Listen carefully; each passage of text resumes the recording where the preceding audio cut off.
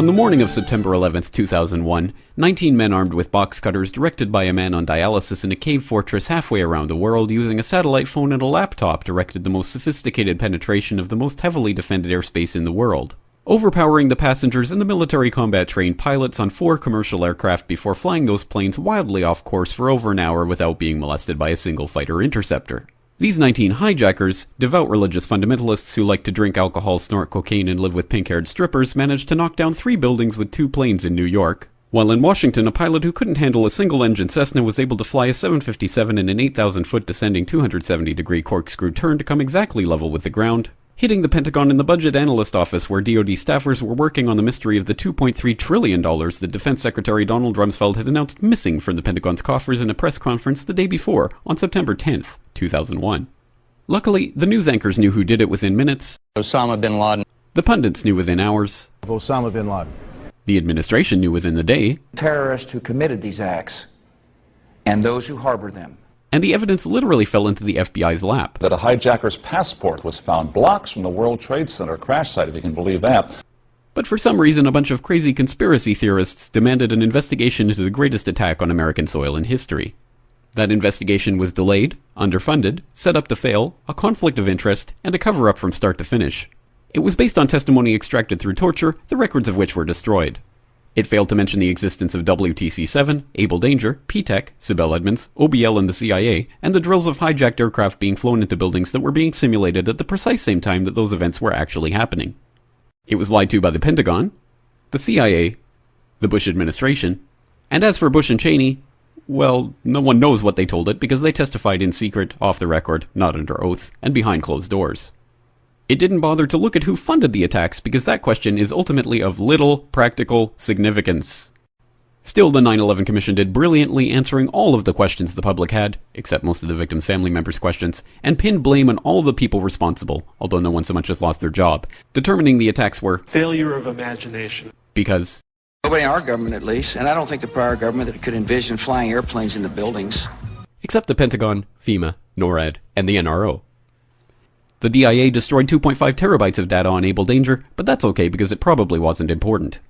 The SEC destroyed their records on the investigation into the insider trading before the attacks, but that's okay because destroying the records of the largest investigation in SEC history is just part of routine record keeping. NIST has classified the data that they used for their model of WTC-7's collapse, but that's okay because knowing how they made their model of the collapse would jeopardize public safety. The FBI has argued that all material related to their investigation of 9/11 should be kept secret from the public, but that's okay because the FBI probably has nothing to hide. This man never existed, nor is anything he had to say worthy of your attention, and if you say otherwise, you are a paranoid conspiracy theorist and deserve to be shunned by all of humanity. Likewise him, and her. And her, and her, and him. Osama bin Laden lived in a cave fortress in the hills of Afghanistan, but somehow got away. Then he was hiding out in Tora Bora, but somehow got away. Then he lived in Abbottabad for years, taunting the most comprehensive intelligence dragnet employing the most sophisticated technology in the history of the world for a decade, releasing video after video with complete impunity and getting younger and younger as he did so, before finally being found in a daring SEAL team raid which wasn't recorded on video, in which he didn't resist or use his wife as a human shield, and in which these crack special forces operatives panicked and killed this unarmed man, supposedly the best source of intelligence about those dastardly terrorists on the entire planet. Then they dumped his body in the ocean before telling anyone about it. Then a couple dozen of that team's members died in a helicopter crash in Afghanistan. This is the story of 9/11, brought to you by the media which told you the hard truths about... His head could be seen to move violently forward. And... They took the babies out of the incubators. And... Mobile production facilities. And... The rescue of Jessica Lynch. If you have any questions about this story, you are a batshit paranoid tinfoil dog-abusing baby hater and will be reviled by everyone. If you love your country and or freedom, happiness, rainbows, rock and roll, puppy dogs, apple pie, and your grandma, you will never ever express doubts about any part of this story to anyone. Ever. This has been a public service announcement by the Friends of the FBI, CIA, NSA, DIA, SEC, MSM, White House, NIST, and the 9/11 Commission. Because ignorance is strength.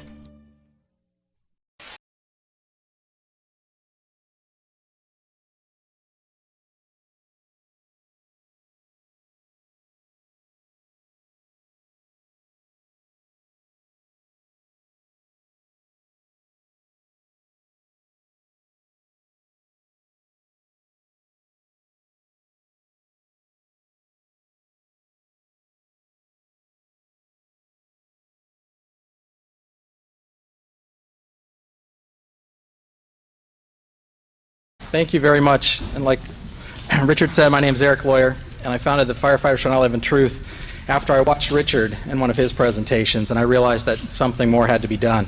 And I just want to thank Richard for everything he's doing here, and the Firefighters for 9/11 Truth strongly support Richard Gage and all the architects and engineers that have the courage to sign that petition. And I know from personal experience there's about 5 times as many out there that believe what we believe but don't have the courage to sign it. So what I'm hoping today is that people will find the courage after listening to this presentation and seeing everybody here and seeing that we are behind it. We also demand an investigation that follows the national standards and has contempt and subpoena powers. 9/11 was the greatest loss of life and property damage in U.S. fire history. This should have been the most protected, preserved, over-tested, and thorough investigation of a crime scene in world history. Sadly, it was not. What was it? Well, we know from their own admission the majority of the evidence was destroyed. Like Richard said, 22 years of experience, I've seen a lot of crime scenes. I've never seen anything like this in my life. I was out at the site. I saw trucks leaving faster than anywhere I've ever seen, but I accepted it at the time, and for years I accepted it because it was a recovery and rescue operation, and that's normal to have something like that going. Again, we've never seen anything like it, but that was expected. What I didn't know for years, what was going on behind the scenes, was that evidence was being destroyed when it was shipped off. By their own admission, Tower 7 investigation, this investigation at Tower 7 had no physical evidence. How do you investigate a crime when you've destroyed all the evidence? It doesn't make sense. They also admit that they refused to test the explosives, or to test for explosives or residue of thermite. Now, this is what I'm going to go into here just real quickly, is there are national standards for an investigation. That's what all of us are asking for, an investigation that follows national standards and holds people accountable. This manual right here, just so you can see it, is what we call the kind of the Fire Investigation 101. This is the most basic fire investigation manual there. This is for the 2001 edition. This is what should have been referred to, at least. It doesn't have to be followed exactly, but it should have been used as a guideline for the investigation. I'm just going to cover a few of the things that are in here. So NIST violated, and the initial investigators that did not protect the scene violated the most basic of the guidelines. And I'm going to cover 5 of them here. One is the NFPA 9.3.6. It covers spoliation of evidence. Specifically what it reads is, once evidence has been removed from the scene, it should be maintained and not destroyed or altered until the investigation is complete. The steel was melted down prior to the investigation. We know that from their own admission. This is no conspiracy theory stuff. 19.2.4, exotic accelerants. If on the scene you find melted steel or concrete, you should consider the use of exotic accelerants. And they specifically say in the manual, thermite mixtures produce exceedingly hot fires that can account for melted steel and concrete. That also says they leave residues that can be tested for visually and chemically identifiable. Again, they did not test for it. And just put it in perspective, on a routine house fire, if we suspect even the slightest use of an accelerant, we're going to test for it when there's no fatalities, when there's very little property damage. So to not do it on this, there is absolutely no excuse. I can't drive that point home enough.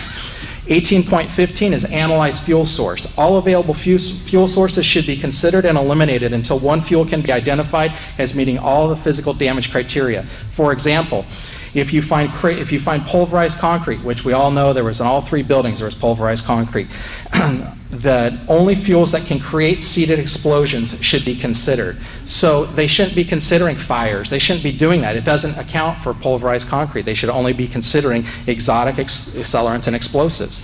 19.4.8.2.6, extremism. The terrorist may include fire as but one of a variety of weapons along with explosives used in furthering his or her goal. We know they used them in '93. Why would we not test for them now? There was reports that day, multiple reports, which I'll get into in a second. So they could have put them in the basement. How do we know that unless we test for it? I mean, even if it is the terrorists that they claim they are, we need to test this. 14.3, preservation of the fire scene and physical evidence. We find the following. The cause of a fire explosion is not known until near the end of the investigation. The entire fire scene should be considered physical evidence and should be protected and preserved. It's just over and over. There's so many. You can go to our website, the Firefighters for 9/11 Truth. We have many more of these actual chapters that cover what they should have done that they did not do. So now, by their own admission, in all 3 building collapses, NIST refused to physically test, like Dr. Stephen Jones did, for explosives. This is just unbelievable. And here are their excuses, and I quote, "It is unlikely that 100 pounds of thermite or more could have been carried into World Trade Center 7 and placed around columns without being detected, either prior to September 11th or during that day." So again, I've been on a lot of fire scenes, and I've seen a lot of investigations, and why would we not test because something's hard to do? That's the exact reason you need to investigate it. If that was hard to do, we need to find out how they did it.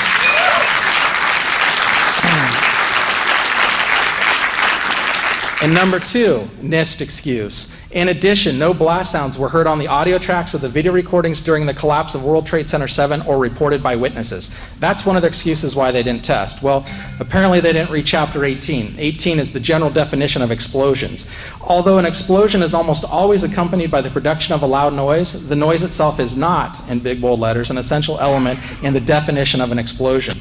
The generation and violent escape of gases are the primary criteria of an explosion. So that alone says they should have tested for it. But then we also, NIST has lied, and we can prove it. As soon as the new investigation happens, the evidence is out there for you to see right now. We have 118 first responders who reported explosions. We have the radio transmissions from FDNY members that are still recorded today that reported explosions. We have audio recordings. We have video recordings. I've personally talked to witnesses that heard them. So there's nothing short of saying they lied, and they need to be held accountable. And besides that, like I said, there is no excuse for not testing for explosives. And so at the very least, at the very best, even if you want to believe the official story, this was the most incompetent investigation of all time.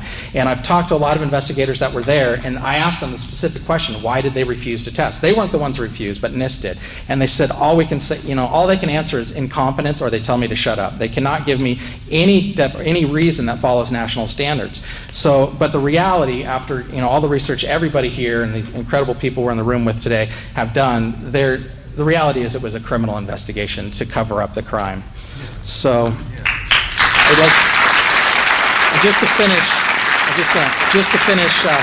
I'd like to read a quote. This is from a retired, decorated FDNY lieutenant. Anyone who knows the fire service, he is a stud. He worked on Ladder Company 26, Rescue Company 3, Rescue Company 1 in his career. Anyone who knows, those are amazing companies.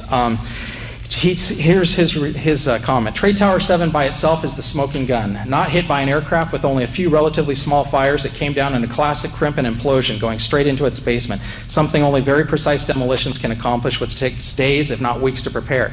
The 9/11 Commission didn't even mention it, and FEMA actually stated they didn't know why it collapsed and left it at that. Brothers, I know that the above implications are hard, almost unthinkable, but the official explanation is utter nonsense, and 343 of our murdered brothers are crying out for justice. Yeah. Thank you. Thank you very much.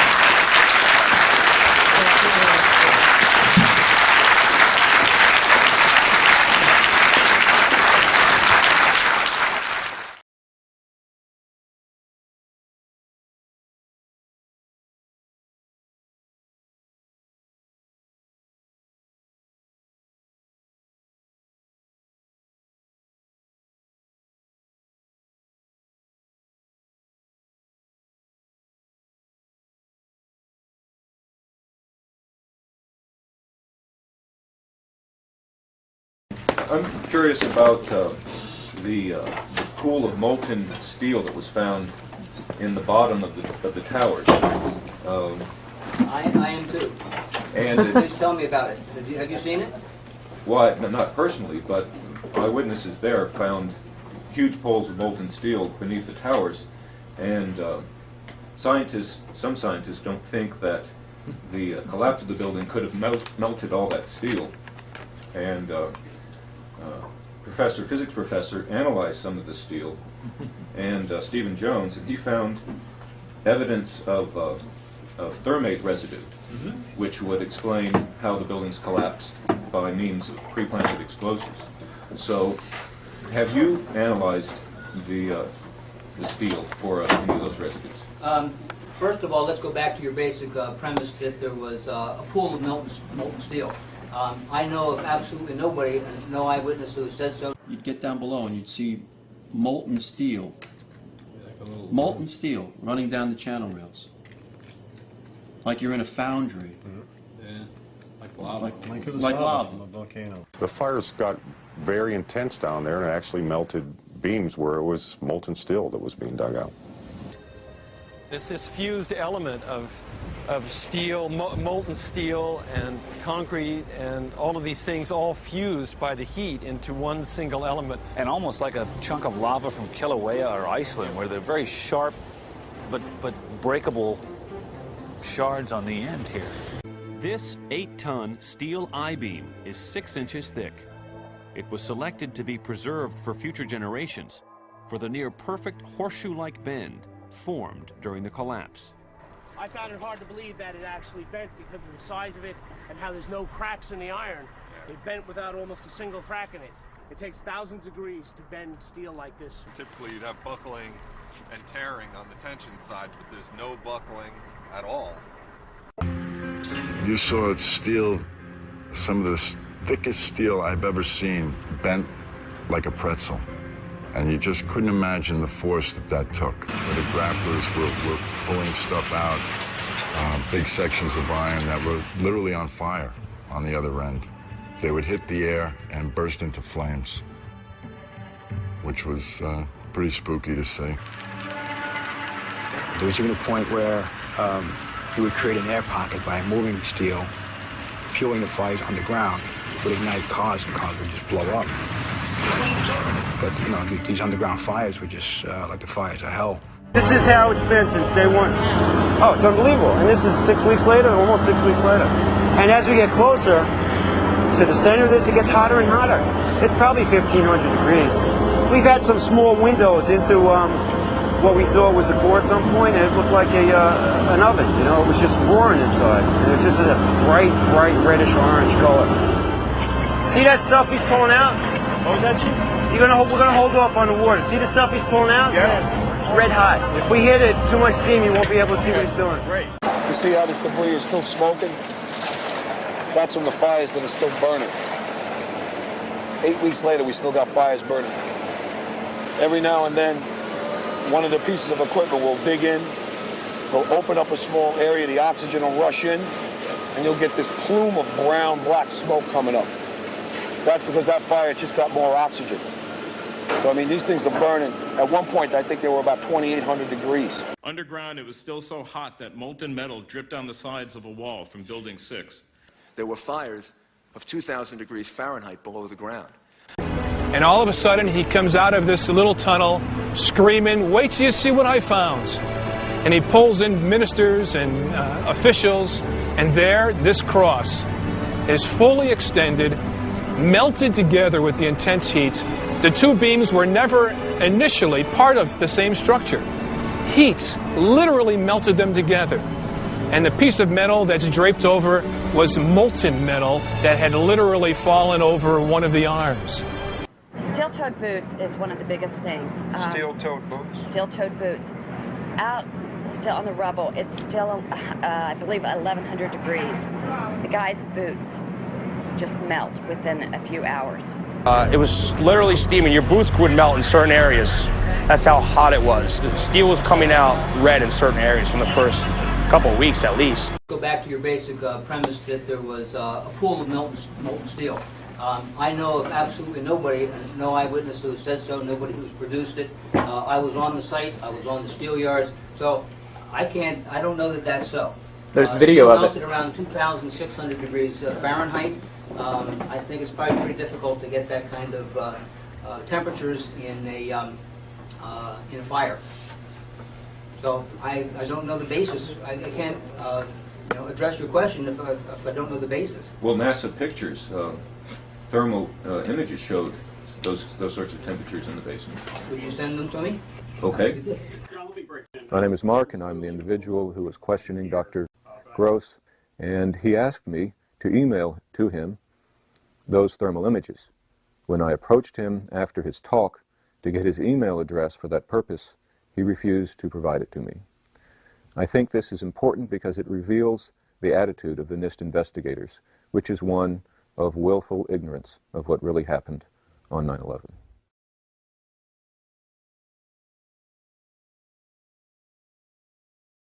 The NIST team found no evidence that explosives were involved in the collapse. And our analysis showed that even the smallest explosive charge that was capable of bringing down the critical column in the building Had it occurred, we would have seen sound levels of 120 to 130 decibels about a half a mile away. That would have been an incredibly loud sound, and that sound was not picked up by any of the videos or witnesses that we have talked to. Here, hold on. You want to call your mother or something? You gotta get back from here. You know that. You gotta get back. All right. Don't worry. The 4-1 should have taken a couple of companies that they were leaving back to us. Go against another. Hours after the attack, many smaller explosions rumbled through downtown. Keep your eye on that building as they're coming down. That sound was not picked up by any of the videos or witnesses that we have talked to. Here's one of the guys who can tell you I'm okay, all right? Here, hold on. You want to call your mother or something? You heard explosions, like boom. We just heard one more explosion. That's about the fourth one we've heard. It was nothing I would ever imagine seeing in my life. You know, the thing started peeling in on itself, and I mean, there was an umbrella of crap 7 feet over my head that I just stared at. And somebody grabbed my shoulder and I started running, and the shit's hitting the ground behind me. And the whole time you're hearing boom, boom, boom, boom, boom. So I think I know an explosion when I hear it. That sound was not picked up by any of the videos or witnesses that we have talked to. So, Mr. Hess, you were trapped in, I believe, 7 World Trade Center. Go ahead, sir. Yes, I was. I was up in the Emergency Management Center on the 23rd floor, and when all the power went out in the building, another gentleman and I walked down to the 8th floor where there was an explosion, and we've been trapped on the 8th floor with smoke, thick smoke all around us for about an hour and a half. Me and Mr. Hess, the Corporation Counsel, were on the 23rd floor. I told him we got to get out of here. We started walking down the stairs. We made it to the 8th floor. Big explosion. Blew us back into the 8th floor. And I turned to Hess. I said, this is it. We're dead. That sound was not picked up by any of the videos or witnesses that we have talked to.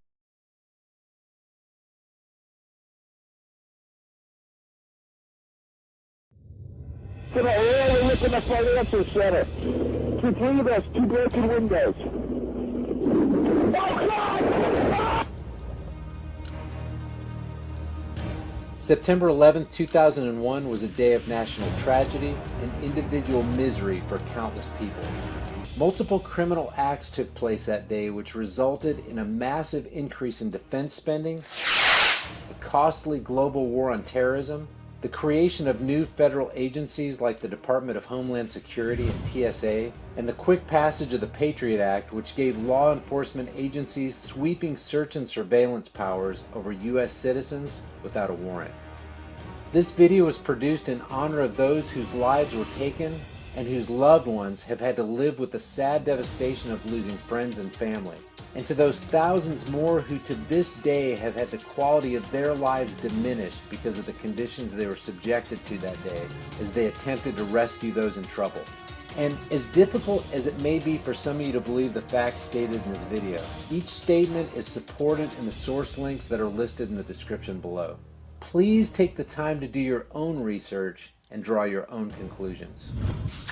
According to the General Accounting Office, over $60 million was allocated to investigate the Whitewater land deal, the Monica Lewinsky scandal, and other issues involving the indiscretions of Bill Clinton. But a mere $15 million was the most officials could muster to investigate the highest profile mass murder on American soil the world has ever seen. On 9/11, after the first plane hit the North Tower of the World Trade Center, people in the South Tower wanted to leave but were advised by Port Authority announcements to stay at their desks. Some of those who tried to leave anyway were turned back by security just before exiting the building. 1,120 people died in that tower. While looking for survivors at Ground Zero, rescue workers and their dogs tirelessly searched through the wreckage for weeks. Every now and then, firefighters would hide in the rubble so the dogs could find, quote, survivors. Constantly finding dead bodies was noticeably leading to high stress in the dogs, and it appeared that they thought they were failing in their mission. Jamaican-American-born artist and sculptor Michael Richards cast his body and depicted it as being pierced by airplanes as a tribute to the Tuskegee Airmen. The planes, he said, represent arrows that were shot at Saint Sebastian, an early Christian martyr. Ironically, Richard died in his studio, which was on the 92nd floor of Tower 1 on September 11th. The Project for the New American Century, or PNAC, formed in 1997, was a neoconservative think tank based in Washington, D.C. that focused on United States foreign policy. PNAC's stated goal was to, quote, promote American global leadership. Of the 25 people who signed PNAC's founding statement of principles, 10 went on to serve in George W. Bush's administration. In September of 2000, exactly 1 year before the 9/11 catastrophe, PNAC launched its most influential publication, a 90-page report entitled Rebuilding America's Defenses, which asserts that the United States should, quote, seek to preserve and extend its position of global leadership by maintaining the preeminence of U.S. military forces. They state that they need to exploit the revolution that is transforming technology and bring it into the military in order to, quote, preserve American military preeminence in the coming decades. In their minds, what will speed such a transformation? Their answer? Quote, some catastrophic and catalyzing event, like a new Pearl Harbor. 1 year later, such a catalyzing event presented itself with 9/11, later referred to by Bush and his cabinet as a modern-day Pearl Harbor. A small group of women called the Jersey Girls, who lost their husbands in the 9/11 attack, basically forced the Bush administration through public pressure to form a 9/11 commission, which was reluctantly charged with preparing, quote, a full and complete account of the circumstances surrounding the September 11th attacks. Their account turned out to be not so full and complete. The commission, now known to many as the 9/11 Omission Report, left out many obvious facts, including the fact that a third building in the World Trade Center complex completely collapsed that day, and it wasn't even struck by an airplane. Described as being damaged in the attack, which started fires on several floors, the 47-story steel-framed federal office building known as World Trade Center 7 collapsed in 6.5 seconds at 5:20 p.m., more than 7 hours after the second Trade Center tower fell. And speaking of Building 7, the BBC conducted a live report in which reporter Jane Stanley announced that World Trade 7 had collapsed. There was just one small problem with the report. Building 7 was still standing in the background as Stanley was reporting that it wasn't standing. Matter of fact, Building 7 wouldn't collapse until 20 minutes after the report of its collapse. This is the Windsor Hotel in Madrid, Spain. On February 12, 2005, a fire broke out on the 21st floor of this steel-framed 32-story building. The fire blazed for 23 hours, gutting large portions of the building. And while some of the floors crumbled away in the flames, the steel structure's skeleton remained standing. In comparison, the South Tower burned for a mere 56 minutes on far fewer floors before it completely collapsed. And the North Tower burned on relatively few floors for only 102 minutes before it experienced complete structural failure. Building 7, which wasn't even hit by a plane, only burned for 6 or 7 hours. So to recap, the Windsor Hotel burns for 23 hours on many floors and remains standing. World Trades 1 and 2 burn for less than 2 hours and yet experience global symmetric freefall collapse. World Trade 7, by the way, was the largest CIA headquarters outside of Langley, Virginia, and housed offices involved in several large-scale federal investigations into massive stock market and accounting fraud. Building 7 was the first to be cleaned up and the evidence destroyed at Ground Zero. On July 24, 2001, just 49 days before the 9/11 attack, a guy named Larry Silverstein from Silverstein Properties put up $14 million of his own money to secure a $3.1 billion bid and acquired a 99-year lease on the World Trade Center from the Port Authority of New York. Despite not being the owner of the buildings, Larry was the sole beneficiary of the insurance indemnity payments of more than $7 billion for acts of terrorism. After a long legal battle with the insurance companies who covered the policy on the Trade Center complex, the court awarded Silverstein $4.55 billion. The Freedom Tower, also known as One World Trade Center, currently the third tallest man-made structure in the world, is the main building in the new World Trade Center complex. Standing 1,776 feet tall, the skyscraper cost $3.9 billion to construct. Silverstein's insurance settlement contributed $1 billion to the project. The state of New York provided an additional $250 million, and the Port Authority agreed to give $1 billion, which would be obtained through the sale of bonds. The rest, as was suggested, could be collected through increasing New York City tolls. At 9:03 a.m. on September 11, 2001, it's alleged that Flight 175 crashed into the South Tower of the World Trade Center. At 9:06, Chief of Staff Andrew Card informs the president, quote, "A second plane hit the other tower and America is under attack," end quote. At that same time, in other parts of the country, Vice President Dick Cheney, Condoleezza Rice, and several congressional leaders were rushed to secure locations. But not the president. The president's Secret Service detail, whose protocol it is in this situation to see the president as a high-value target with a well-publicized location that must be moved, in unprecedented fashion did nothing to whisk the president of the United States away from that school into a secure location.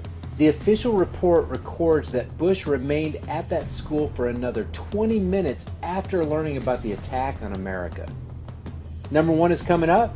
And if you enjoyed this content, click that red subscribe button for more interesting videos. Speaking at a town hall meeting in Orlando, Florida, President Bush was asked by a child how he felt when he heard about the terrorist attack. Bush's response was extremely interesting.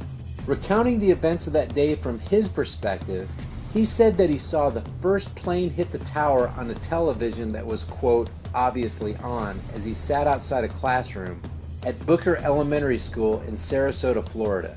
The problem is that no one could have seen the footage of the first plane hitting the tower since there was no known live coverage of the first plane. There was no live coverage of the event because nobody expected an attack. The footage that was taken allegedly of Flight 11 striking the North Tower was captured by Jules Naudet and his French film crew at 8:46 that morning and would not be released to news outlets until a day after the attacks. The president's incredible statement that he saw the first aerial assault was another important item that was omitted by the 9/11 Commission report. If you enjoyed this video and you think others could benefit by viewing it, click that like button and share it on Facebook, Twitter, and Instagram. If you want to see more videos like this, as well as a mix of other content, give that subscribe button a click. For more information and additional content, let's connect on Facebook at facebook.com/highimpactflix and reach out to me on Twitter at highimpactflix. Until next time, remember, it's easier to deceive the masses than to convince them that they've been deceived.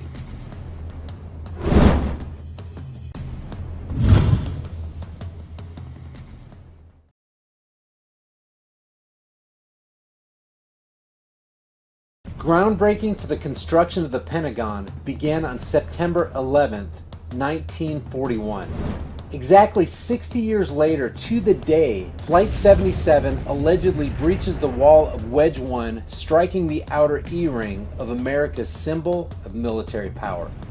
At the time of the 9/11 attacks, the World Trade Center towers were undergoing a fireproofing upgrade to better ensure the building's fire resistance.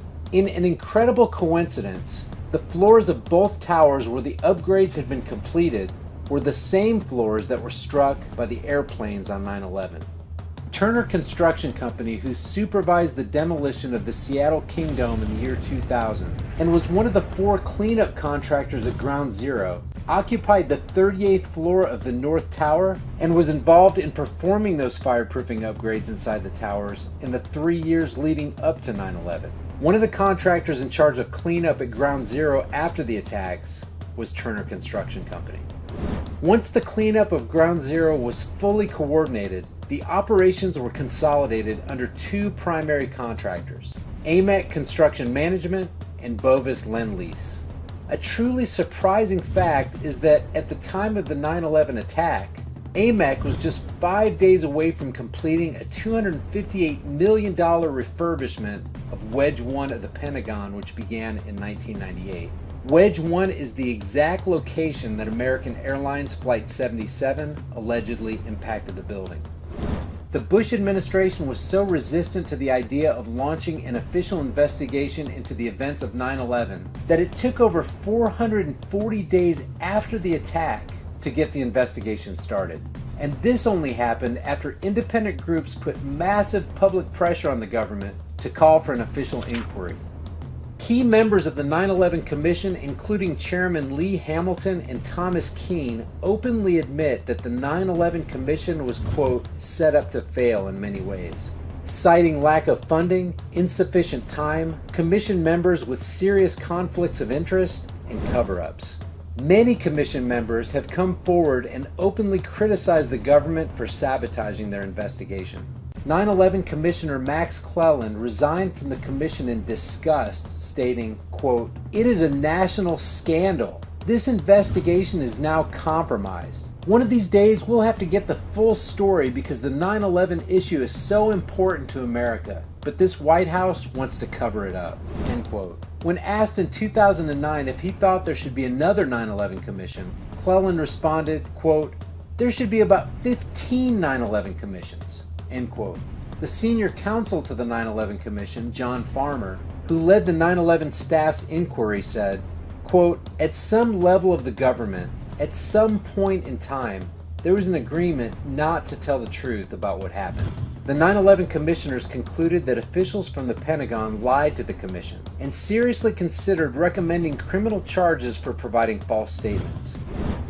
Before noon on September 11th at the New York Air Route Traffic Control Center in Ronkonkoma, New York, about 16 air traffic controllers met in a basement conference room known as the Bat Cave and passed around a microphone, each recalling his or her version of the tragic events a few hours earlier. The New York Times reported that a quality assurance manager at the center, for some unknown reason, destroyed the tape several months after it was made, crushing the cassette in his hand, cutting the tape into little pieces, and dropping them in different trash cans around the building. 10 days after 9/11 and after the U.S. had begun bombing Afghanistan, plans to take over 7 countries, Iraq, Syria, Lebanon, Libya, Somalia, Sudan, and Iran, were revealed to 4-star General Wesley Clark. Believe it or not, the invasions were not based on links to Al-Qaeda or any other intelligence reports. The link to this video is in the description below, and I strongly encourage you to watch it for yourself. A petrodollar system was created in the 1970s. This means that since that time, every nation must purchase the oil it takes to run their country using only the US dollar currency. This dollars for oil arrangement has greatly enriched our nation and given us a high standard of living at the expense of other nations and their potential prosperity. If this system is ever disrupted in any way, it will severely threaten the American way of life and the empire of its leaders. Such a massive disruption did occur on September 24th, 2000, a year before 9/11. Saddam Hussein allegedly emerged from a meeting of his government and claimed that Iraq would soon transition its oil export transactions to the euro currency. By 2002, Saddam had dumped the dollar and fully converted to a petro-euro. If other nations followed suit, it would destroy the US economy. Though there was no evidence to support the implication that Hussein was involved in the 9/11 attacks, within a few short weeks after the Afghanistan war had begun, Washington began using the corporate-controlled mainstream media to build their case for a full-scale invasion of Iraq. Soon after that invasion, Iraq was placed back on the petrodollar system, causing them to lose more than 17% of their exchange rate profits. For a detailed description of the massive importance of the petrodollar cycle and how it affects your life, click on this video for more information and it'll open a tab in a new window. By some bizarre coincidence, the Chantilly, Virginia-based National Reconnaissance Office had scheduled an interesting exercise for the morning of September 11, 2001, in which a small corporate jet would crash into one of the 4 towers at the agency's headquarters. Spokesman Art Hobald said, quote, "It was just an incredible coincidence that this happened to involve an aircraft crashing into our facility. As soon as the real-world events began, we canceled the exercise." Lieutenant Colonel Shelton Langford of the United States Marine Corps candidly said, quote, September 11, 2001 seems destined to be the watershed event of our lives and the greatest test for our democracy and our lifetimes. The evidence of government complicity in the lead up to the event, the failure to respond during the event, and the astounding lack of any meaningful investigation afterwards, as well as the ignoring of evidence turned up by others that renders the official explanation impossible, may signal the end of the American experiment. It has been used to justify all manners of measures to legalize repression at home and as a pretext for behaving as an aggressive empire abroad. Until we demand an independent, honest, and thorough investigation and accountability for those whose action and inaction led to those events and the cover-up, our republic and our Constitution remain in the gravest danger. When questioned if a formal investigation has ever been launched against Larry Silverstein after admitting that he had given the order to pull World Trade 7 down in a 2002 PBS interview, Senator John Kerry admitted that those who brought Building 7 down did it in a controlled fashion. After the 9/11 attacks, everyone in the White House, from Condoleezza Rice to George Bush, repeatedly told reporters that no one ever envisioned hijackers flying planes into buildings. Maybe they should have consulted with Hollywood. The first episode of an X-Files spin-off called The Lone Gunman, which aired March 4th, 2001, 7 months before 9/11, involved a U.S. government conspiracy to hijack an airliner, fly it into the World Trade Center, and blame it on terrorists, resulting in public support for a new profit-making war. Now there's some intelligence for you. The Pentagon is possibly the most secure and certainly one of the most monitored buildings on the planet. Yet government officials would only release small slivers of footage from 9/11. The Pentagon footage, together with the hotel and gas station footage in that area, only shows an explosion. There is no evidence of an airplane hitting the Pentagon. The official 9/11 report states that Flight 93 crash-landed in Shanksville, a borough in Somerset County, Pennsylvania. However, Wally Miller, a Somerset County coroner and one of the first at the crash site, told the Houston Chronicle, quote, "It looked like somebody just dropped a bunch of metal out of the sky," end quote. The Washington Post quoted him as saying, quote, "It looked like someone took a scrap truck, dug a 10-foot ditch, and dumped trash into it," end quote. After arriving on the scene, Miller said, quote, "I stopped being coroner after about 20 minutes because there were no bodies there," end quote. The Pittsburgh Review quoted Miller as saying, quote, "I have not to this day seen a single drop of blood. Not a drop." Strangely, Miller has since done an about-face on his previous testimony.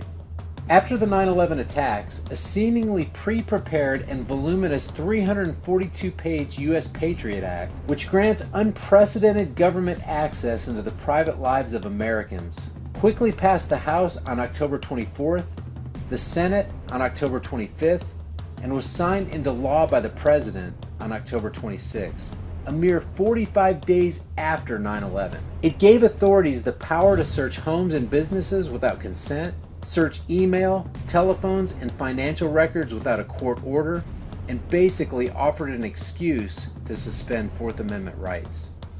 Number 1 is coming up, and if you enjoyed this content, click that red subscribe button for more interesting videos. No matter what people may think about him, there's a guy named William Cooper who, on a radio broadcast on June 28, 2001, less than 3 months before 9/11, predicted a 9/11 type event would be blamed on Osama bin Laden, at a time when bin Laden was virtually unknown to the general public. Cooper was found dead in his home less than 2 months after the attacks. If you enjoyed this video and you think others could benefit by viewing it, click that like button and share it on Facebook, Twitter, and Instagram. If you want to see more videos like this, as well as a mix of other content, give that subscribe button a click. For more information and additional content, let's connect on Facebook at facebook.com/highimpactflix and reach out to me on Twitter at highimpactflix. Until next time, remember, it's easier to deceive the masses than to convince them that they've been deceived.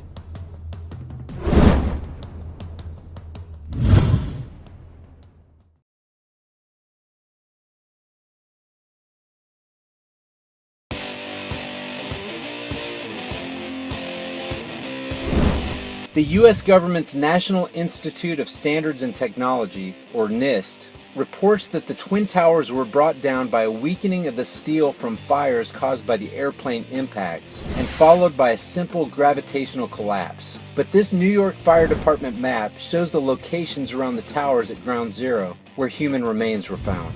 Yellow circles are body parts from civilians, red triangles are from firefighters, and blue stars are fragments of police officers. Is the great distance at which many of the body parts were found logically explainable with a simple gravitational collapse? In 2006, 5 years after 9/11, over 700 bone fragments were recovered by workers preparing to tear down the damaged Deutsche Bank building on the other side of Liberty Street, almost 2 football fields away. USA Today wrote, quote, "The bone fragments are tiny, the size of a pinky nail." 9/11 debunkers have suggested that the bone fragments could have reached the Deutsche Bank rooftop after the North Tower impact of Flight 11, but the view of Deutsche Bank was blocked by the South Tower. Furthermore, the body parts as seen in this map belong not only to civilians, but to firefighters who were clearly not present in the North Tower at the time of initial impact. According to the chief medical examiner, 2,749 victims died in the Twin Towers, but fewer than 300 whole bodies were recovered. Nearly 20,000 pieces of bodies were found in the ruins, more than 6,000 small enough to fit in 5-inch test tubes. 200 different pieces were matched to a single person. 1,630 people were eventually identified, 800 of which by DNA alone. This means that for 800 victims, there were no body parts large enough to be recognizable. The remaining 1,119 victims were never identified. This means that for more than 40% of the victims, not even a fragment large enough to recover DNA was found. If a simple gravitational collapse is what occurred, what happened to 41% of the victims? And how could the people that were found be scattered so far away and each body so completely dispersed? On the evening of February 23, 1933, a fire broke out in Germany in a very prominent building, the Reichstag, Germany's parliament building. The historic building was burned to the ground. Blaming the destruction on a communist uprising, the Nazis under Hitler were able to throw millions of Germans into a convulsion of fear at the threat of communist terrorism. Soon after the Reichstag burned down, and in the name of keeping the German people safe, the Reichstag fire decree was issued, which nullified many civil liberties of the German people. 68 years later, not 1 but 3 prominent buildings would be burned to the ground. Blaming the destruction on Al-Qaeda and Osama bin Laden, the American government under Bush was able to throw millions of Americans into a convulsion of fear at the threat of terrorism from the axis of evil nations. Soon after the trade towers in Building 7 were brought down, and in the name of keeping the American people safe, the U.S. Patriot Act was issued, which nullified many civil liberties of the American people. They say that those who cannot learn from history are doomed to repeat it. Immediately after the 9/11 attack, this entire area became a crime scene. A paramount rule in crime scene investigations is don't tamper with or remove potential evidence from the scene. Doing so is a criminal offense. Since the collapse of steel-framed skyscrapers due to fires is completely unprecedented, the steel should have been subjected to detailed analysis in order to prevent further collapses in the future. So what did the authorities do with this key evidence of a supposed engineering failure? Over the objections of victims' families and others seeking a genuine investigation, they immediately began removing and recycling it. Michael Bloomberg is quoted as saying, "If you want to take a look at the construction methods and the design, that's in this day and age what computers do. Just looking at a piece of metal generally doesn't tell you anything." The pace of the steel's removal was very rapid. So much so that by September 29th, 130,000 tons of debris, most of it reportedly steel, had been removed. Though the authorities overseeing the aftermath of the 9/11 tragedy didn't feel it was important enough to keep the materials in the crime scene on site, they deemed it a high priority to monitor where that metal went and what its location was at all times after it left the scene. So much so that they installed GPS systems on each truck exiting the site to the tune of $1,000 each. SecuritySolutions.com said, quote, 99% of the drivers were extremely driven to do their jobs, but there were big concerns because the loads consisted of highly sensitive material. One driver, for example, took an extended lunch break of an hour and a half. There was nothing criminal about that, but he was dismissed, end quote. This is Fresh Kills Landfill in Staten Island, New York. Opened in 1947, it was temporarily used as a sorting ground for roughly 1/3 of the rubble, or about 2 million tons of material from ground zero. More than 1,600 personal effects were retrieved at this location. Thousands of detectives and forensics evidence specialists worked for over 1.7 million man-hours at Fresh Kills Landfill to try to recover remnants of the people killed in the attacks. For years, Tanya Head, who rose to mini-star status as a well-known 9/11 survivor, faked being in the South Tower during the attacks and served as president of the World Trade Center Survivors Network before people finally discovered that she lied about her entire story. Turns out she wasn't even in the United States during the attacks. In the PC game Deus Ex, the Twin Towers are missing from the New York skyline. While the leaders of America following 9/11 said they couldn't envision terrorists bringing down government buildings, the game explains that the missing towers are the result of a terrorist attack. The game was released 15 months before 9/11. Every aircraft has a specific maximum operating velocity known as the VMO. This is the maximum airspeed at which an aircraft is certified to operate and should never be exceeded, especially at low altitudes. And never means never for a reason. Should the VMO be exceeded, a phenomenon called flutter can occur, which can make the plane extremely difficult to control and can quickly cause irreversible structural damage. The VMO for a Boeing 767, which is what American Airlines Flight 11 and United Airlines Flight 175 were, is 414 miles per hour. For the Boeing 757, which is what American Airlines Flight 77 and United Airlines Flight 93 were, it's 402 miles per hour. Yet on 9/11, government-funded NIST and the 9/11 Commission reported that all the hijacked planes were operating at speeds close to or beyond 500 miles per hour near sea level without suffering any visible structural damage, and with absolute control by the novice pilots all the way to their targets.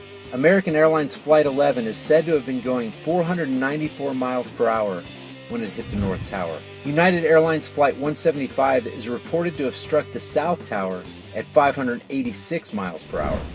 American Airlines Flight 77 supposedly struck the Pentagon at 530 miles per hour after perfectly executing a 270-degree, 350 mile per hour corkscrew turn. United Airlines Flight 93, which went down in Shanksville, Pennsylvania, is said to have plowed into the ground at 580 miles per hour. A powerful explosion devastated the lobby of the North Tower and blew out most, if not all, of the huge glass windows an hour after the initial impact and before the collapse of the South Tower. Firefighter John Schroeder was climbing the stairs of the North Tower when he heard the huge explosion below. We're heading up to the 24th floor of the stairwell, and all of a sudden our building got rocked. We got bounced around in the stairwell like pinballs, man. And we just said, you know what? Time to go. We came down, it looked like a bomb went off in the lobby. Everything was exploded, everything was gone. We're like, what is going on here? For every window in the lobby to be exploded. I mean, them windows were like as thick as forget it. They were 2-3 inch glasses, you know, come on. They exploded out of the lobby, you know, something, it wasn't from the jet fuel. No way. A full 8 weeks after 9/11, firefighters and others reported that as they continued search and rescue operations, their boots were melting from the intense heat of the fires below. As trucks were loaded with glowing red-hot steel, construction workers could feel the burning heat from 20 feet away as the scrap trucks rolled by. In an article entitled, "A Dangerous Work Site," the U.S. Department of Labor wrote, quote, "Underground fires burned at temperatures up to 2,000 degrees," end quote.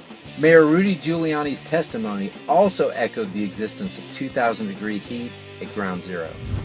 If it's true that jet fuel burns at 800 to 1,500 degrees Fahrenheit, and jet fuel and office furnishings were the only source of heat, as NIST reported, what was the energy source that caused 2,000-degree fires which burned for months after the tragedy? As required by law since 1967, there are 2 black boxes on each commercial jetliner which records and safeguards vital information for the purpose of facilitating the investigation of aviation accidents and incidents. Located in the rear of the aircraft and so allowing for the best possible chance of impact survival, these bright orange colored black boxes are more specifically known as the flight data recorder and the cockpit voice recorder.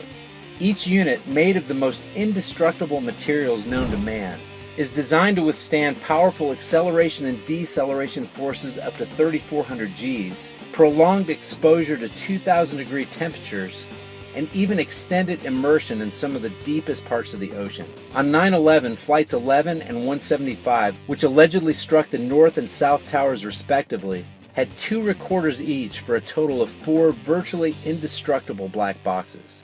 In spite of the fact that the search at Ground Zero was so meticulously combed through that they were able to recover dozens of watches, personal documents, buckets of coins, and even banknotes, the official story claims that 4 bright orange, blast-resistant, virtually indestructible voice and data recorders were nowhere to be found. Going hand in hand with the last fact, at 8:46 a.m. Eastern Standard Time, it's alleged that American Airlines Flight 11, traveling from Boston to Los Angeles, struck the North Tower of the World Trade Center. Through that destructive force, no titanium, virtually indestructible flight data recorders were found. But the flimsy passport of Satam el-Sakami made its way through the intense flames onto a New York street below, and eventually into the hands of investigators in virtually pristine condition. And it's not that fragile items can't be found intact through seemingly impossible odds. It's the fact that items that were designed to withstand unthinkable destruction didn't survive, while other infinitely more fragile items, like the passport that miraculously and conveniently identified an alleged hijacker, did. When the World Trade Center construction project was nearing completion, both buildings were fitted with a hat truss, a huge steel structure that connected and bound the outer and inner columns from above. The hat trusses covered an area of 1 acre in size and sat on the very top of each tower. There was nothing above them which could have crushed them except the antenna of the North Tower. If a simple gravitational collapse had occurred, one would expect 2 1-acre hat trusses to be sitting on top of the rubble, maybe deformed but still recognizable. From the thousands of pictures taken at Ground Zero, including the aerial shots, no recognizable section of either hat truss was found, even though the much more fragile antenna of the North Tower was recovered. Number 1 is coming up, and if you like this content, hit that subscribe button for more great videos.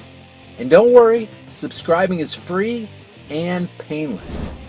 Enormous amounts of water were hosed on Ground Zero day and night. According to the U.S. Department of Energy's Lawrence Livermore National Laboratories, after 9/11, firefighters sprayed millions of gallons of water in the fires and also applied high-tech fire retardants. Specifically, 4 million gallons of water were dropped on Ground Zero within the first 10 days after September 11th. Tom Manley of the Uniformed Firefighters Association, the largest fire department union, said, quote, "You couldn't even begin to imagine how much water was pumped in there. It was like you were creating a giant lake, and yet, in spite of this, the 2,000-degree fires continued to burn for months." If you enjoyed this video and you think others could benefit by viewing it, click that like button and share it on Facebook, Twitter, and Instagram. If you want to see more videos like this, as well as a mix of other content, give that subscribe button a click. For more information and additional content, let's connect on Facebook at facebook.com/highimpactflix and reach out to me on Twitter at highimpactflix. Until next time, remember, it's easier to deceive the masses than to convince them that they've been deceived.